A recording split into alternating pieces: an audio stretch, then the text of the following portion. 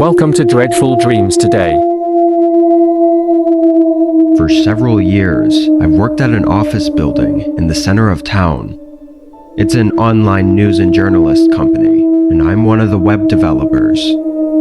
My job is usually just to make sure all the articles launch on the website properly, and to make sure the site runs smoothly and stays up 24/7. Now, we usually had an overnight worker, but he had recently quit, and so the company kind of forced me to fill in until they could find someone else. At first, I didn't mind. I mean, how bad could it be? But I learned pretty quick that it was awful. I was the only one in the building working overnight. I had no one to talk to, and really nothing to do. I would just have to sit there by myself in a huge empty office. On this night, I was lucky enough to have a small project to do. It wasn't much, just adding a page to the website, but it kept my mind occupied for an hour. Once I finished it though, I was back to just sitting and waiting. Eventually I got up and made a cup of coffee, and decided to take a walk around the building. I had never explored any of the other floors or rooms before, so I was both bored and curious. I stepped into the stairwell and walked up to the top floor. All the lights were off, except for the one in the hallway. I walked down and casually looked into a few rooms, but there wasn't anything interesting, so I started walking back to the stairwell. But then a sound came from below me. It was a door squeaking open, or at least it sounded exactly like it. I knew nobody else was in the building with me, so it sent a chill through my body. I quickly calmed myself though, and thought it was probably just a pipe in the walls, or the building making some other sound. I walked back down to the third floor, and began walking down the hallway toward my room, but something caught my eye. A door to one of the other rooms was open. I don't know why, but I felt like I remembered all the doors being closed. I didn't know if this was my brain playing tricks on me, or what, but for some reason, I just knew that door was closed. I walked over to it and looked into the room. It was a large office, just like mine, with rows of cubicles in the middle. All the lights were off, so only the thin line of light from the hallway seeped into the room. "Hello? Is someone in there?" I called out, but my voice echoed through the hollow room with no reply. Another chill ran through me, and I closed the door, then went back to my office and sat at my desk. I chugged my coffee and rubbed my eyes, trying to get my head together. I checked the time, and it was a bit past 2 a.m., so I just had a few more hours to get through. I ended up scrolling through my emails, and wasted another 10 minutes, before I heard it again. That same exact sound, this time noticeably coming from somewhere on my floor. I stood up, and with my heart racing now, I hurried to the door leading into the hallway. I opened it and looked out. That same door across the hallway was now open again. I felt my stomach tighten and my body go numb. Something was seriously wrong now. I decided there was no better time to leave than right now, as I wasn't going to risk looking around again. I stepped into the hallway and started hurrying towards the stairs. As I did, I heard a footstep behind me. I quickly glanced back. There was a woman standing in the hallway, not far from the office I just came from. She looked disheveled, with tangled long dark hair, and her eyes wide open, making her look completely insane. I ran for the stairs and continued all the way down to the bottom floor. I heard her footsteps behind mine for a second, but then it sounded like she stopped chasing. I called the police once I felt I was safe. What's crazy is I had eyes on the back door, and the main hallway camera could see the front door, but when police showed up, they couldn't find her inside the building. None of the doors were unlocked or broken either, so how she got in or out is a mystery. For the next couple weeks, the company hired an overnight security guard, but I was still terrified. Every night, I would be constantly looking over my shoulder, thinking that woman could have snuck back inside, and with no other info on her, there's no saying what she was trying to do.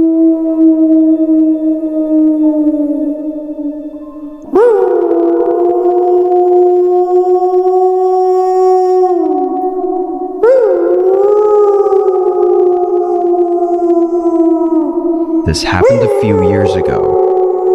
I was hopping between jobs a lot, struggling to find something that paid well enough for me to live on. I found myself working as a security guard for a large warehouse. When they hired me, it was pretty clear they'd never had a security guard before. They basically told me I just needed to walk the perimeter and make sure nobody broke in or stole anything. I found out a few days after getting hired from one of the employees that there had been a couple break-ins overnight recently, so that was the whole reason for hiring me. I probably should have been more worried than I was, but honestly I thought it was probably just because nobody was in the building overnight, so now that I was there, hopefully it wouldn't be an issue. The first 2 months were fine. Nothing happened at all. I never saw anyone come near the building on the cameras or had any encounters. Considering the pay and the lack of work I had to do, it was the easiest money of my life. Then, on a typical night, I came in at 11 and made sure all the employees and staff had left, then went around and locked the place up. I then went to the security office and double-checked the cameras were working properly and that there were no alerts, but I quickly noticed there was a flag on one of the doors. This meant it wasn't shut or locked properly. I had just gone around and shut and locked all the doors though, so I was reasonably confused. I got up and walked through the warehouse to the other side where the supposed unlocked door was. It was still closed, and the bolt looked like it was in still, but after a couple tries, it swung right open. I was really confused now. I looked outside just in case. The whole area around the warehouse was empty fields, and as far as I could see, there was nobody out there. I then turned my attention to the door. I tested the bolt, and it seemed to be okay, but the door would still open after a few tries. So then I looked at the notch in the door that the bolt slid into. Immediately, I found something strange. There was a small piece of wood sitting inside the hole. The way it was stuck inside there, it was very obvious that someone had put it there on purpose to keep the bolt from fully shutting. Having been on duty the night before and not seeing any alerts, this had to have been done recently too. I pulled it out and made sure the door was securely locked this time, then started making my way back to the security office to check the cameras. I wasn't sure if maybe an employee had done it earlier in the day for some reason, or if it was someone else, but as I was walking back, an uneasy feeling came over me, and I thought back to the break-ins I was warned about. The whole warehouse was quiet and dark, with only the dim energy-saving lights on, which didn't help me feel any better. I rounded the corner, just about making it to the office, when I saw something move by one of the storage racks. I could barely see anything, but I made out the shape of what I think was someone's head looking around one of the boxes. I quickly started walking again, trying to pretend like I didn't see them. I made it into the office and locked the door shut, then immediately used the phone to notify the police. My voice was shaky as I was completely terrified. I then put the phone down and logged back into the security system. I looked through each of the live feeds until I got to the one of the hallway I was in. I almost physically jumped from my seat when I saw the footage. was a man standing right on the other side of the door. The view from the camera was far away, but there was no mistaking that he was holding a weapon in his hand. It looked like maybe a large knife, or even a small gun. I sat there in fear, panicking for the whole time I waited, thinking that this guy might shoot the lock off the door or something. After a few minutes though, he backed away. I followed him on the cameras as he went to the other side of the warehouse and exited through the door I'd just repaired. He then ran off into the fields behind the warehouse. The company and the police worked together to do an investigation, but nothing ever turned up from it. Of course, I quit not too long after that and moved on to a way less stressful job. To this day, I don't know why that man broke in or what he wanted.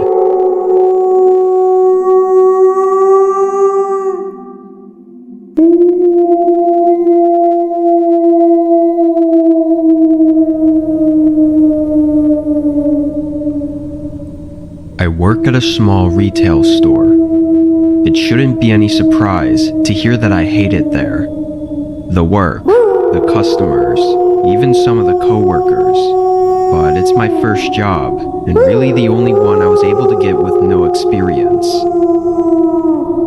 Over winter break, my school was out for 3 weeks, which meant I wasn't forced to only work closing shifts. I talked to my manager, who said I could take up a few overnight shifts if I wanted. I gladly accepted, knowing I wouldn't have to deal with customers and mostly get to work at my own pace.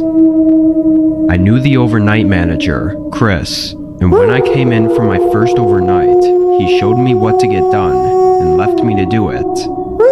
It was just the two of us, working on opposite ends of the store. Being overnight though, it was really nice getting to work in peace and even listen to music as I did. But it only took a couple of hours for the fun of it to wear off. I was actually getting really bored and even a little sleepy, not talking to a single person. It was just past 1 a.m., so I let Chris know I was gonna take my 15. I grabbed my lunch from the fridge in the break room, then left the building and sat in my car.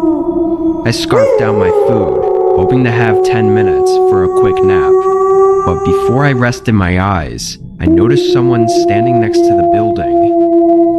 The entire parking lot was empty and dark, with only the lights from inside the retail store on. So there was no reason for anyone to be here. The guy was looking into the windows, like he was trying to see inside. It was so odd that I felt like I had to stay awake to watch the guy. He looked like a pretty tall dude with short hair, wearing a dark leather jacket and some old boots. I watched him for the rest of my break, so a whole 10 minutes, and the guy still stood outside and was just watching in the windows of our store.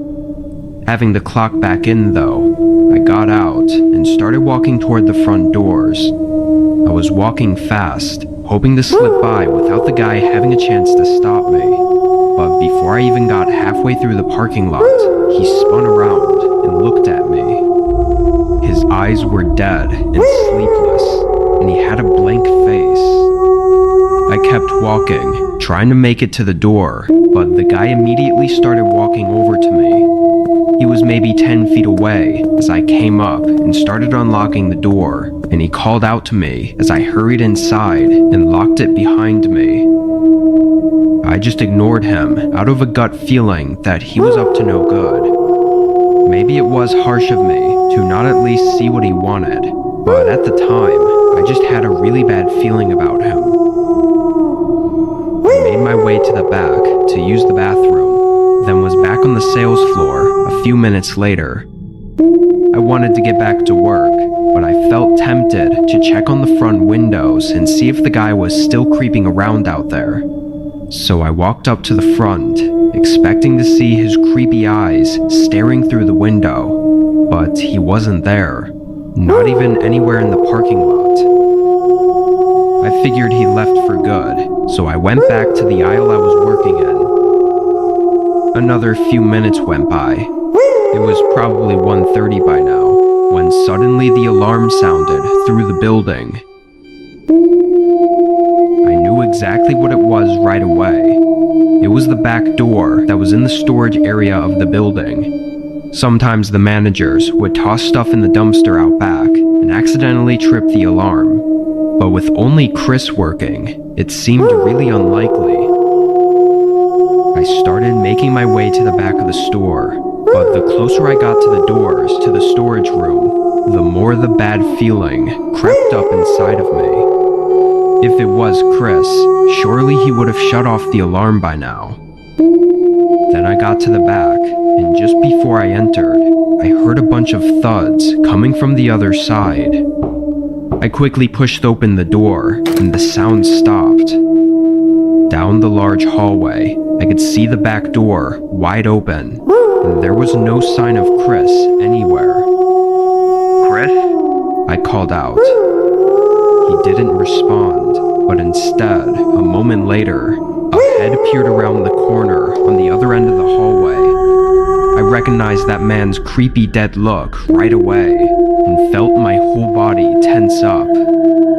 After hesitating, I went right back the way I came, not stopping for anything until I got outside and into my car. I called 911, and it was as I did that I realized I still had no idea where Chris was. Cops arrived quick though, running into the building and searching the whole place. Thankfully they found Chris unharmed. He had locked himself in the manager's office after the guy broke in and chased him. He also explained the thud noises I heard, saying the man was pounding on the office door and trying to break it down. The guy ran away as soon as I did, so he was gone before the cops could get to him. We have a blurry image of his face from the security cameras printed out and hung up on the back wall so other employees can keep a lookout for him. As far as we know, he hasn't come back, and there's no saying what he was trying to do that night. I'm just lucky that my gut feeling was working well that night.